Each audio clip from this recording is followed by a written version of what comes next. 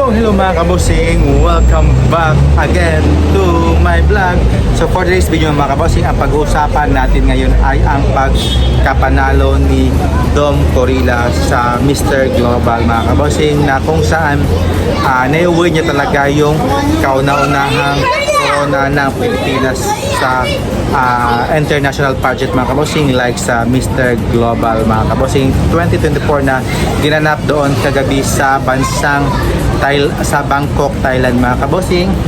Let's talk about sa kanyang performance ni Dom Corilla mga kabosing. Sa akin naman is wala talaga akong masabi sa kanyang performance at ibinigay naman talaga ni Dom Corilla yung kanyang best mga kabosing, kauna-unahang corona ng Mr. Global mga kabosing. At syempre yung kanyang mga supporters talaga ni Dom Corilla is nandyan talaga, at syempre yung mga organization ng Philippines mga kabosing is sumusuporta talaga sa kanya, kasi doon siya talaga inilagay ng organization ng the Mr. Philippines na pwede talaga niyang makuha yung corona ng Mr. Global mga kabosing. At syempre yung performance niya sa introduction pa lang mga kabosing is sobrang sulit talaga at pulido talaga yung kanyang performance.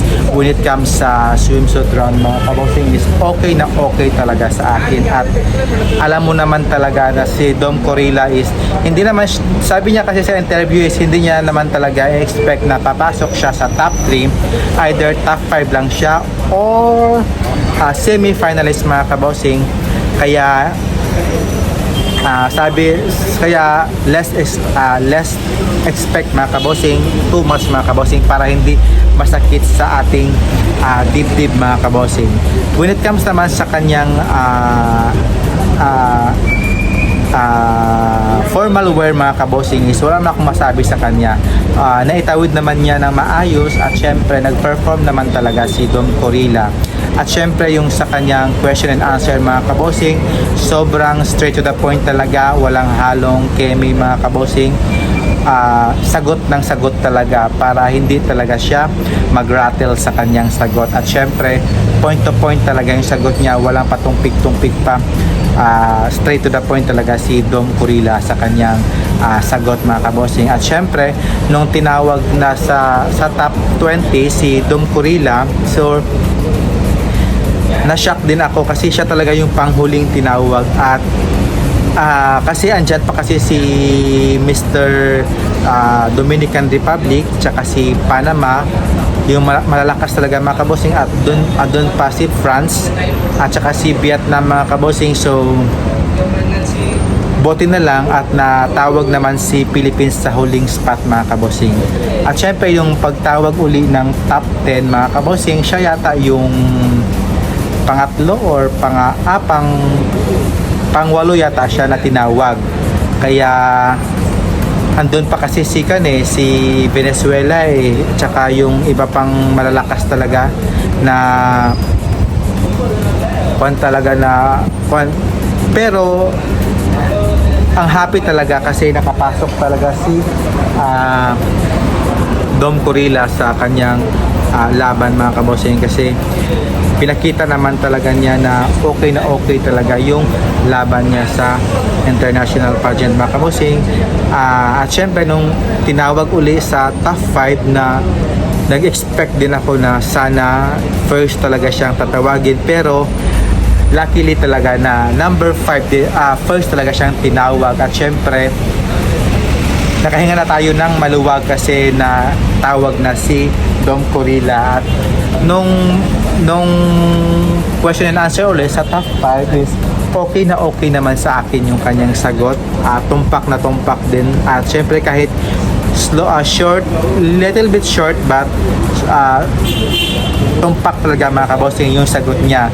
At syempre nung tinawag ulit sa top 3 mga kabosing kung sino yung pasok sa top 3, wow, na-surprise talaga ako kay sa ating pambato na sa Philippines na si Dom Corilla, na wow talaga. At napanganga talaga ako sa kanyang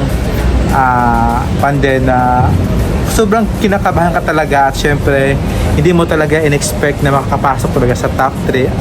Sabi ko maka top 5 lang, okay lang, okay na sa akin kahit maka first runner up or second runner up talaga or third or fourth, okay na okay sa akin.